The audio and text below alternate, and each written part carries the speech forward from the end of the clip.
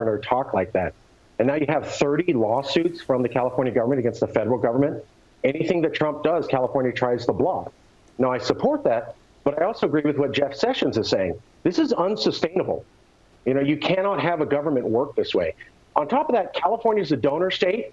We have to raise taxes on ourselves to subsidize 25 to 35 American states who are already doing better than us. Right. Now, a couple of things. As you know, there are multiple counties who are siding with the federal in California, including San Diego and parts of Orange County, who are siding with the U.S. government on the immigration policies, that you guys shouldn't be, in this case, a sanctuary state. So not everybody's speaking like Marcus.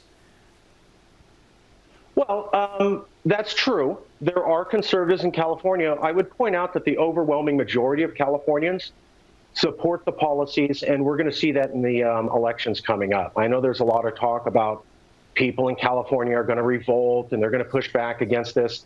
It isn't going to happen. Let me peer into the future for you and say that our policies are going to stay the way that they are. Nobody's going to be rebuked, and we're going to continue on the path that we're already on through the elections, and we'll be able to see who's right when that happens. It's interesting. It's interesting, Marcus. I look at these, the refugees, the would-be immigrants that are sitting on the fence in San Diego, kind of making a mockery of our barrier, and I think something's got to change. You want all those people to come in.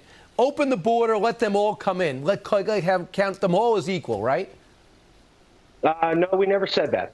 We never said that. Never said that at all. So that's the main thing. They want to bolster the immigration laws. They want to build up that border, reinforce the wall.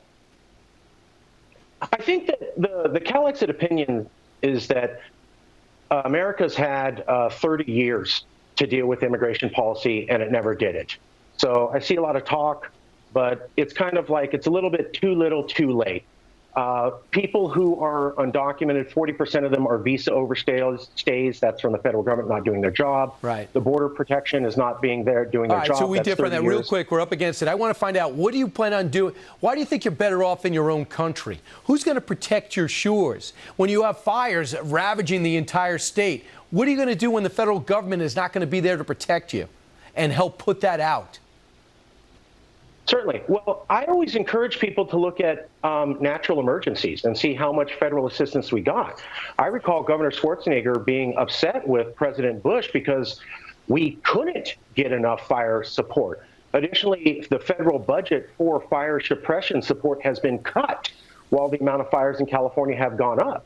So if we look at fires and natural disasters, I encourage everybody to look at this. We are not getting what we deserve. We are not getting what we pay for. Right. We're a donor state. We lose $30 billion to $100 billion each year, and we have to beg for fire support. I think Donald Trump recently gave us around $200 billion in federal assistance to deal with the fires.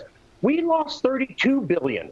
We have to beg for $200 million when you took $32 billion. You also have to import your own water. Deal. Marcus Ruiz Evans. He says California pays out $100 billion more than it takes in, and he wants to form his own country. It's called Cal Exit. Marcus, I would miss you, so I hope you're not successful. Talk to you soon. Meanwhile, Jesse may be off tonight, but he found me before he left for a must-see quiz. How well did I do?